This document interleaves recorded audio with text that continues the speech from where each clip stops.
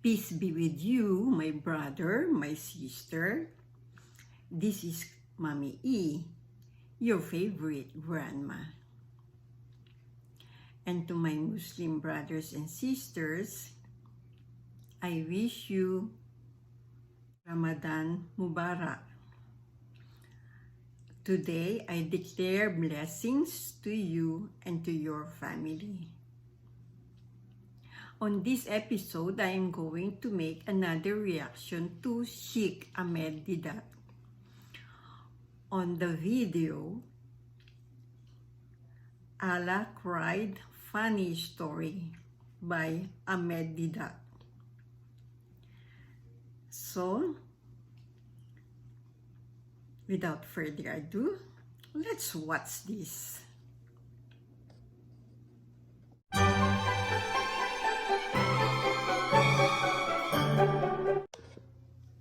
One, two, three. Robben Island, something like that.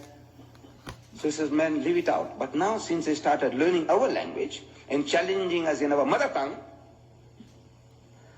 the Muslims were forced to accept the challenge. And Maulana Abdul Aziz of Delhi, this is I'm reading in the book, which made everything interesting to me, which brought me here.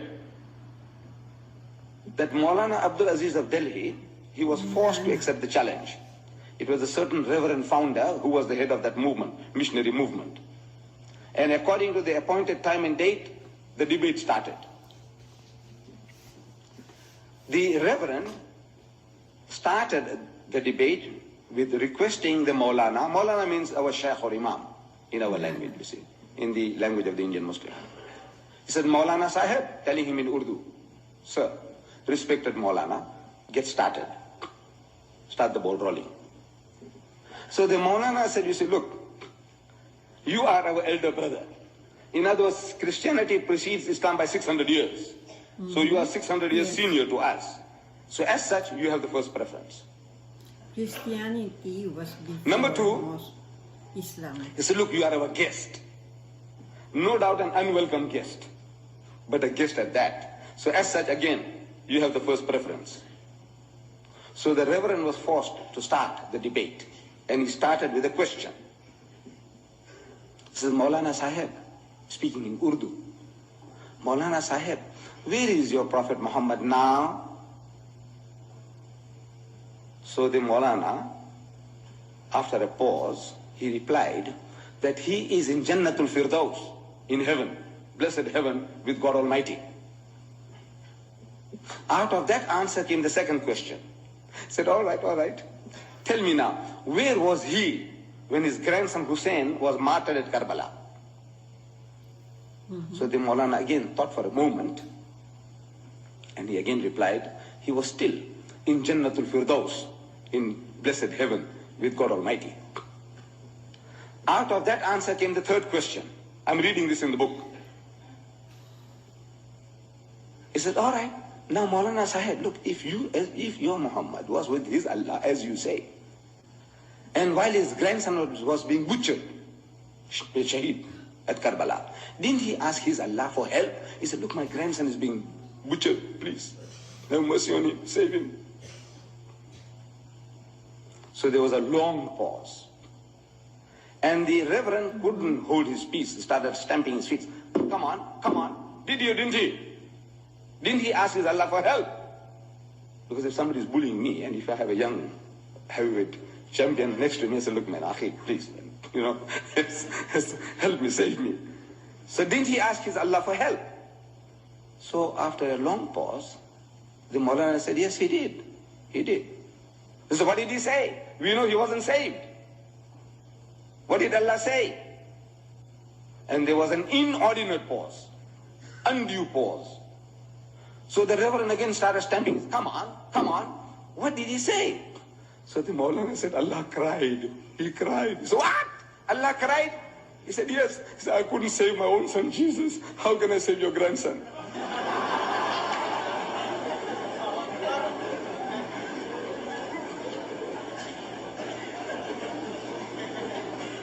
And the debate was over. I hope the chairman doesn't take exception to your laughter. Look, we are...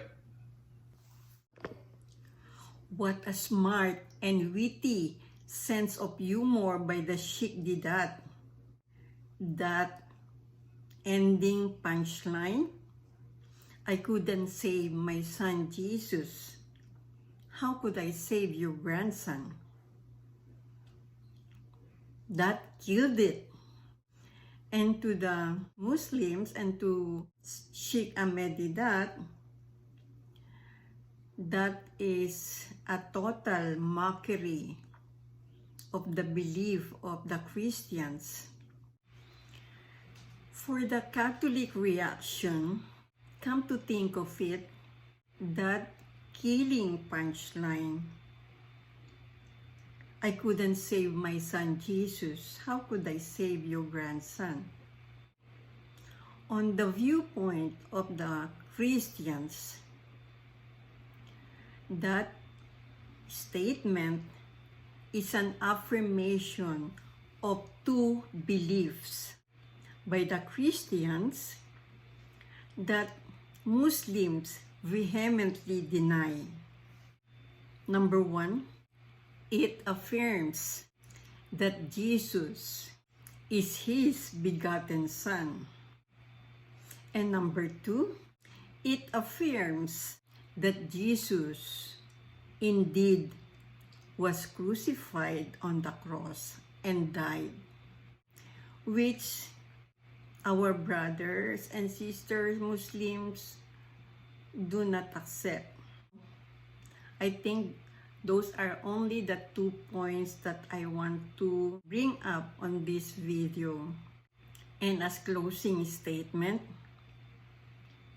this reaction has no intention to debate, to argue, to proselyte, but to present the Christian belief which may be unknown or never heard by some of our brothers and sisters.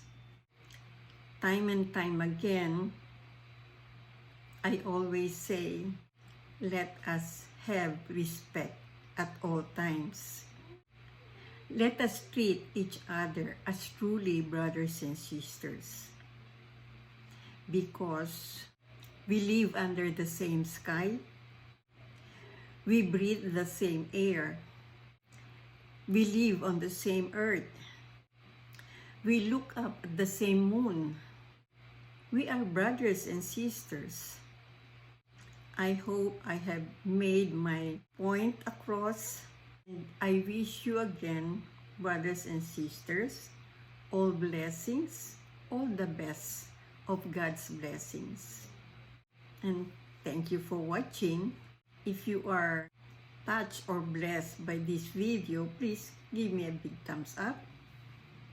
And if you're not a subscriber yet, please hit that red button. And see you in my next reaction.